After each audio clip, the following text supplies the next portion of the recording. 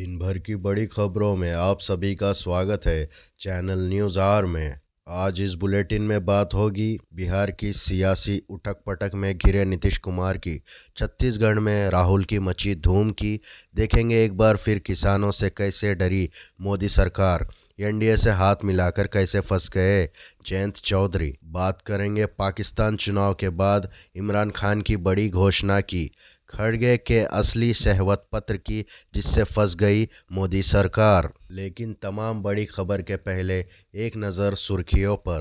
कथित शराब घोटाले मामले में गिरफ्तार मनीष सिसोदिया को रोज एवेन्यू कोर्ट से मिली राहत।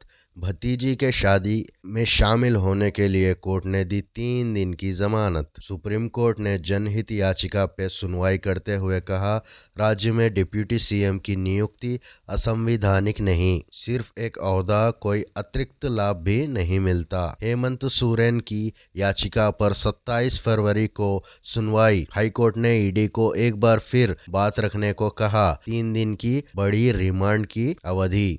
शेयर बाजार में आई गिरावट, सेंसेक्स 523 अंकों के साथ 70,072 अंकों पर हुआ बंद, तो निफ्टी 166 अंकों की गिरावट के साथ 21,616 अंक पर हुआ बंद। तो ये थी सुर्खियों के बाद हम सीधे चलते हैं बिहार, जहां पिछले 14 दिनों से नीतीश सरकार पर बर्खास्तगी की तलवार लटक रही थी। एनडीए में शामिल होने के बाद आज नीतीश कुमार को विधानसभा में फ्लोर टेस्ट का सामना करना पड़ा और इसके साथ ही विधानसभा अध्यक्ष के खिलाफ अविश्वास प्रस्ताव पेश हुआ। अविश्वास प्रस्ताव पास होने के कारण स्पीकर अवध बिहारी चौधरी को पद से हटाया गया और फ्लोर टेस्ट की वोटिंग से पहले आरजेडी ने वॉकआउट कर दिया, जिससे 129 वोटों के साथ नीतीश कुमार की सरकार तो बच गई। लेकिन आरजेडी नेता तेजस्वी यादव ने आज विधानसभा में अपने भाषण में नीतीश कुमार को जबरदस्त तरीके से घेरा, जिससे अगले चुनाव में जेडीयू और बीजेपी दोनों की हार के खतरे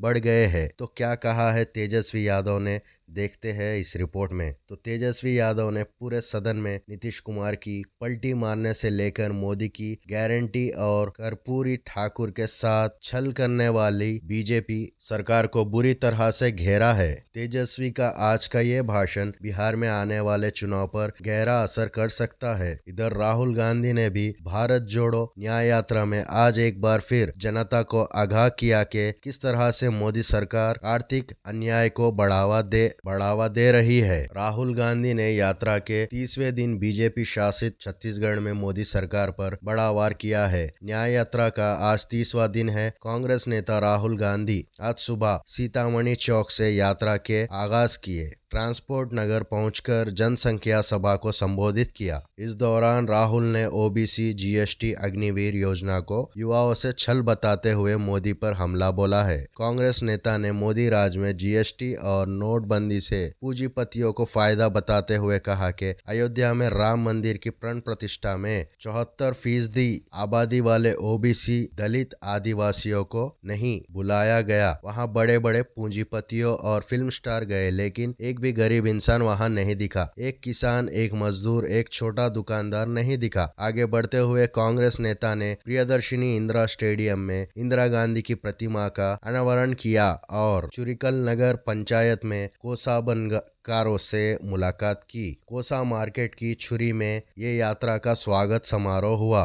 भाजपा शासित राज्य में ये यात्रा में भारी जन सैलाब उमड़ा, जिसे देख विष्णुदेव साई सरकार में घबराहट बढ़ गई है, जिसके बाद न्याय यात्रा को भंग करने की कोशिश से भाजपा के कार्यकर्ता भी सामने आए। लेकिन जन नायक के तौर पर उभरी राहुल गांधी की मोहब्बत की दुकान के आगे उन्होंने भी हार मान ली। यात्रा के दौरान हसदे बचाओ आंदोलन से जुड़े उमेश्वर सिंह सिगार से भी राहुल गांधी और छत्तीसगढ़ कांग्रेस सचिन पायलट ने मुलाकात की। सचिन पायलट ने कहा, कन्याकुमारी से लेकर कश्मीर तक जो यात्रा लगी उसका असर पूरे भारत पर पड़ा था, इसलिए पूर्व से पश्चिम तक की एक और यात्रा राहुल गांधी को कर रहे हैं। हर वर्ग का समर्थन यात्रा को मिल रहा है। राहुल गांधी 5 न्याय की आवाज अपनी यात्रा में उठा रहे हैं। वहीं एमएसपी समेत अपनी पुरानी मांगों को लेकर किसानों ने एक बार फिर दिल्ली कूच का ऐलान कर दिया है। हजारों की संख्या में किसान दिल्ली की तरफ निकल पड़े हैं ताकि मोदी सरकार को उसके पुराने वादे की याद दिला सके और अपने साथ हुए अन्याय का जवाब मांग सके।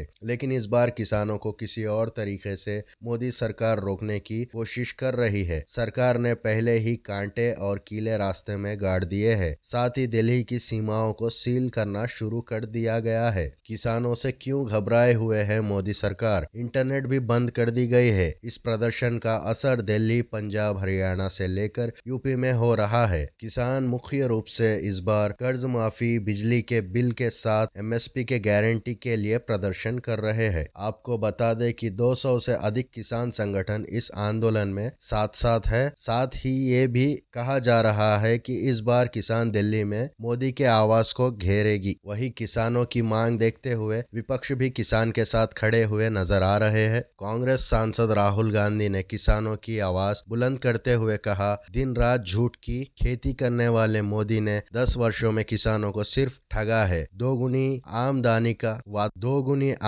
का वादा कर मोदी ने अन्नदाताओं को एमएसपी के लिए तरसा डाला है। महंगाई तले दबे किसानों को फसलों का सही दाम नहीं मिलने के कारण उनके कर्ज 60% बढ़ गए हैं। नतीजतन कई किसानों ने अपनी जान गंवाई है। धोखा जिसकी यूएसपी हो वो एमएसपी के नाम पे किसानों से सिर्फ राजनीति ही कर सकता है। किसानों की राह में कीले बिछाने वाले भरोसे के लायक नहीं। इनको दिल्ली से उखाड़ फेंको। किसान को न्याय और मुनाफा कांग्रेस देगी। आपको बता दे, अगले ही महीने लोकसभा चुनावों का ऐलान होने जा रहा है। माना जा रहा है किसान केंद्र सरकार पर दबाव डालने के लिए आंदोलन कर रहे हैं। उन्हें उम्मीद है कि चुनाव के पहले सरकार झुकेगी और इनकी मांगों को माना जाएगा। सरकार मांग पूरा करने में देरी की तो आंदोलन लंबा खींचेगा और चुनाव में भाजपा को तगड़ा नुकसान होगा। हालांकि चौधरी चरण सिंह को भारत रत्न देकर मोदी सरकार खुद को किसानों का रहनुमा साबित करना चाहती है। चौधरी चरण सिंह को भारत रत्न के बाद उनके पोते और अभी आरएलडी के मुखिया जयंत चौधरी को भी बीजेपी अपने खेमे में शामिल कर लिया है। हालांकि एनडीए में शामिल होकर खुद जयंत चौधरी फंस गए हैं। वहीं पूर्व राज्यपाल सत्यपाल मलिक ने भी जयंत चौधरी की सुविधा परस्त राजनीति पर सवाल उठाए हैं। तमिलनाडु के बाद पंजाब से भी बीजेपी को अपने सहयोगी से झटका लगा है। एआईएडीएमके की तरह पंजाब में शिरोमणि अकाली दल ने बीजेपी के साथ गठबंधन करने से और एनडीए का हिस्सा बनने से इनकार कर दिया है। वहीं पाकिस्तान में भी चुनाव हो चुके हैं जिसमें चौंकाने वाले नतीजे सामने आए हैं। किसी भी दल को बहुमत नहीं मिला है, जबकि इमरान खान के पार्टी के लोग निर्दलीय लड़कर बड़ी जीत हासिल की है। फिर भी इमरान की पार्टी विपक्ष में बैठेगी और नवाज शरीफ और बिलावल भुट्टो हाथ मिलाकर सरकार बनाने की तैयारी में है। ऐसे में चुनाव के बाद एक बार फिर सेना की दखल शुरू हो गई है। चुनावी नतीजों से साफ हो गया है कि सेना यहाँ किंग मेकर की भूमिका निभाने वाली है और पर्दे के पीछे रहकर सरकार भी चलाने वाली है। अब बात मल्लिकार्जुन खड़गे की असली सहमत पत्र की। संसद का बजट सत्र समाप्त हो चुका है, लेकिन इस सत्र में बीजेपी ने जो सहमत पत्र जारी किया था उस पर राजनीतिक